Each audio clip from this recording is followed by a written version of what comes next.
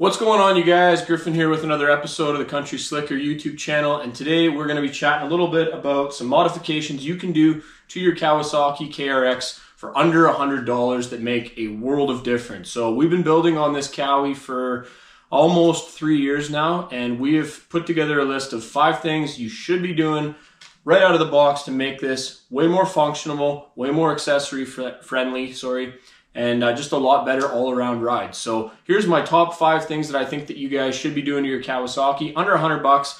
We're going to be right back after this quick introduction, and then we're going to jump right into it.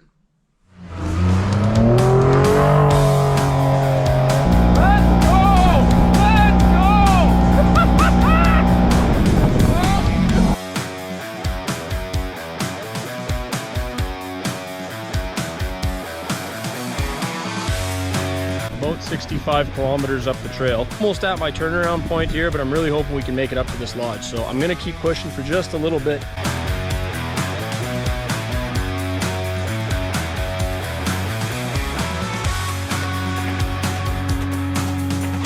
We're gonna try and bring it back onto the trail and back out of here.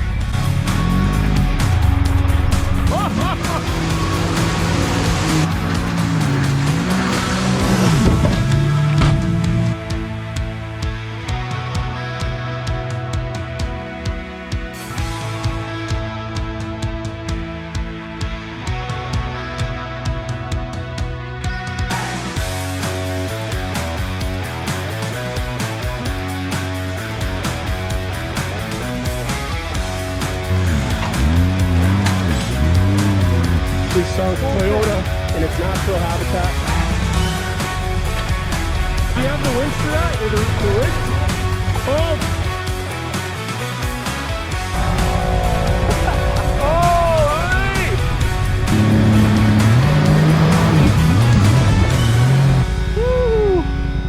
Woo! Nice job. There's your new profile picture, boys. Hey. At this time, we'd like to give a special shout out to our sponsors for making this YouTube channel and all of our adventures possible.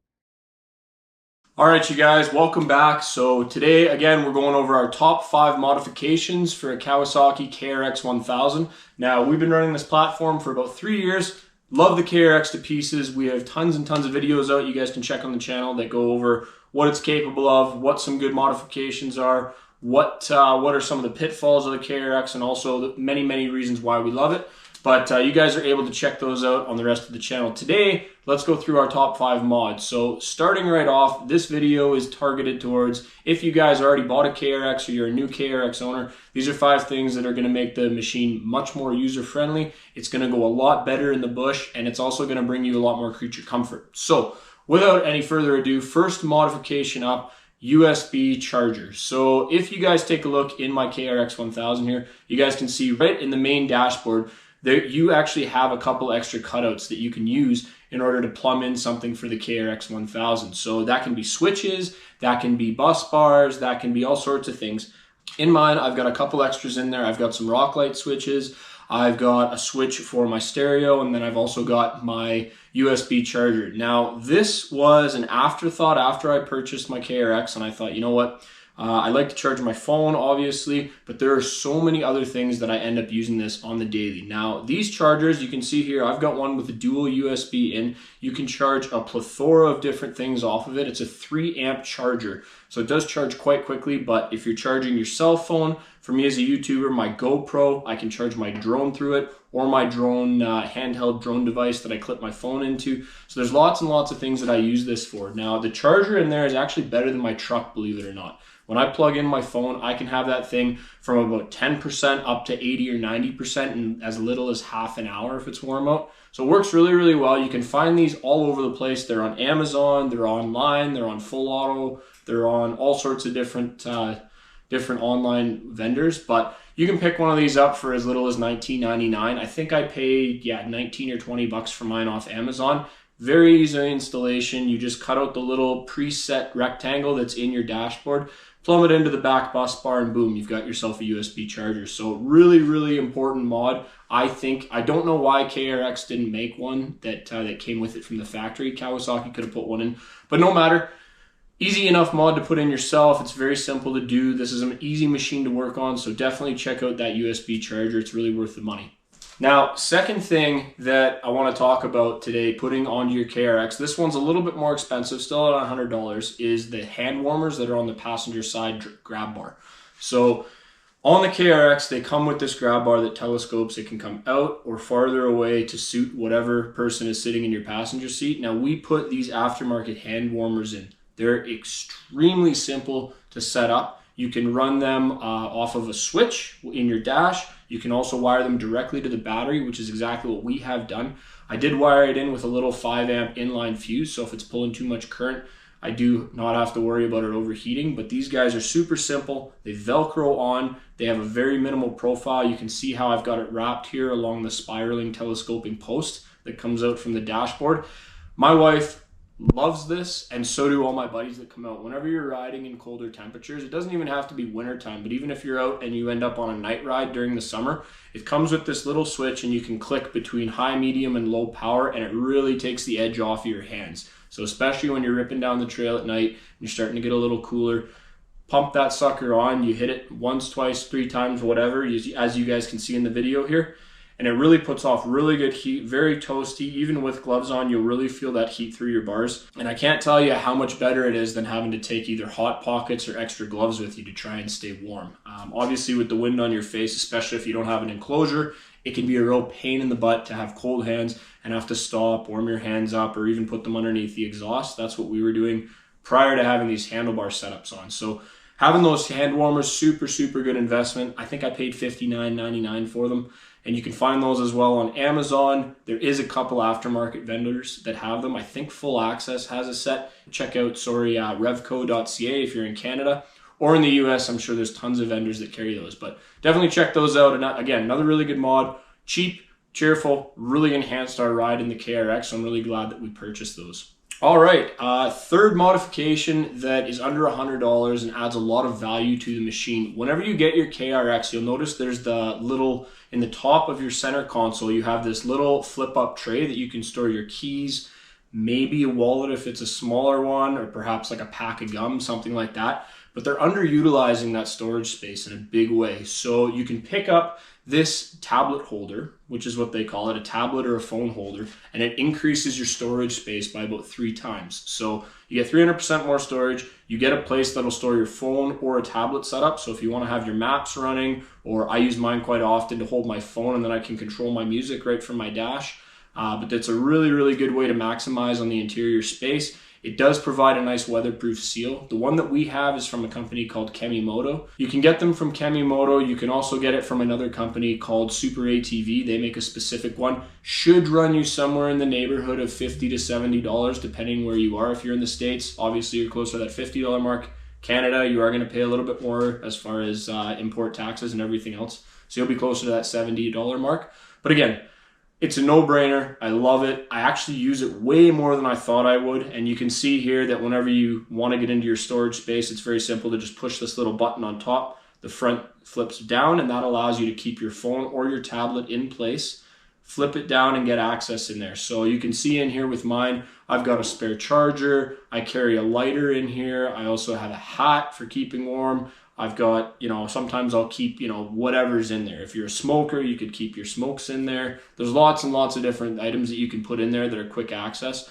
And it makes it really, really simple instead of having to reach over your passenger and getting into the glove box. So another mod that I didn't really know if we needed it or not, but I think it was a really worthwhile purchase. Another thing that's important to note is whenever you are riding in the summertime and you're getting lots of water coming over the front end, this does have a waterproof seal, or a very close to waterproof seal that goes around the top. So you don't have to worry about water intrusion in there. I do keep my cell phone in there sometimes if I don't have it in the actual tablet holder. And I haven't had to worry about my cell phone getting wet. So that is a really, really nice benefit. And again, super easy way to add a little bit of storage space to your machine, as well as add a handy dandy spot if you're looking at your maps on the trail. Okay, fourth mod, and again, this is a simple one. You can pick this up literally anywhere. You can go to any automotive store. You can go to any off-road store for the most part. You can even go to Amazon or eBay or whatever your online vendor is. But next mod I want to talk about on the front end is when you have your winch coming out. using a winch stopper is probably the best bang for your buck. Now I've seen these as low as $10, very, very cheap, but when you're sitting there and doing a recovery and you go to pull your winch line and at the end of the recovery, almost always you'll see guys on the trails coming in and they're doing this, which means tap on the button, or they're doing stop, they're trying to measure it, they're saying no in, no out, no wait, that's too much, back and forth, back and forth. This makes it so simple to make sure that you don't wind your winch in too much and either damage your fair lead or just get it where it's jammed, because the last thing that you want to do when you get stuck and you got to pull cable is have to be reefing on that free spool and trying to get your winch cable out. It's a real pain. So this will work for either your synthetic rope or your wire cable rope, but having that winch stopper on there, you can see I've got a blue one on here right now. I'll show you guys this quick picture, but I got a 2-pack of those for I think 12 bucks off Amazon. Put that on there and it's really honestly a godsend. So even when I am coming in, if my friends start telling me, yeah, you're getting close, I can just quick tap, tap, tap, and you can get it so tight, so close. It also eliminates that smashing around that you get with a steel cable hook. So it's really, really nice that way to get a nice, good stop. And then whenever you're going down the trail, you don't have to listen to that whack, whack, whack, whack, whack as you're going over bumps and over rough terrain. So really, really like that mod. I actually fell into that by accident. It kind of fell into my cart because I was thinking about it and I didn't even realize I'd ordered it till it showed up. But really worthwhile. Really glad that I have one now. I actually gave another one away to a buddy that used it on his Jeep, and it was the same thing. He really liked it. He really told me afterwards. He said, "Hey, what a great thing to spend money on. I'm really glad that that wasn't that was there, sorry, to take up that extra slack on the winch cable and stop it from banging around." So really, really like that. The fifth and final thing that you should be thinking about if you're running a KRX 1000 is a rear recovery point. Now, again, under $100, very cheap, but well worth it. You can see on mine, I've got this little hook. Different companies make them for different styles. Mine does come with a rear bumper, being a trail edition, so you do have to find one that sometimes supports having a rear bumper. A few of the companies only make that rear recovery point as it works without a bumper. So make sure you're on the lookout for that. But these guys are super minimalistic. They add a solid toe point where you can put either a winch recovery rope, or you could even clip in a soft shackle. So I've used a soft shackle on this one before. It's tight. It's not exactly user-friendly, but it does work. And it well beats pulling off of either a control arm, seen that done, or pulling off of your rear bumper. Because again, that's not supposed to be something that you're pulling off of. Kawasaki's never going to tell you guys to fasten up to that rear bumper and start yanking on it. It's meant for if you get into an impact with something. It's not meant for towing. So again, you guys, really, really good idea, really cheap modification. Now I'd have to double check what the price is on these ones. I want to say I spent again around $50 for this, but I don't even remember the company that we ordered one from. I know I was looking at the Super ATV one at one point, but there's many different companies out there that have different versions of it, different derivatives, bigger hooks, smaller hooks. Some of them you can actually get with a tow carrier as well. So if you want to go that route, that works really well as well. And then you can pull a small utility trailer. But it is good whenever you're doing a recovery on the KRX to have something to pull from the back. Ask me how I know. When I first bought this thing, I didn't realize that I needed this until I was stuck. And we were looking for a place to pull, and I'm going, okay, why isn't there a hook? Why isn't there a shackle point? Why isn't there something that Kawasaki designed specifically for pulling? So really, really easy mod. And again, very cheap, very easy to install. It's 2 bolts, bolt it back in, and you're done. So those are my 5 things under $100 that I think the Kawasaki KRX needs from the factory. If you guys have any other mods that you guys have come across that you really like, please drop them in the comments below. Let me know, because I'm always looking for things that I can do to upgrade my machine and really add a little bit of ease of use or user friendliness to the machine. It's always nice whenever we have something that you can spend a little bit of money and get a big return on. So let us know in the comments below, you guys, if you guys like this video. If you guys are still with us, please consider subscribing. We really appreciate the support on the channel. And until the next time, you guys, make sure to stay tuned, as we're going to have more KRX content coming at you right away here. Till the next time, you guys, Country Slicker out.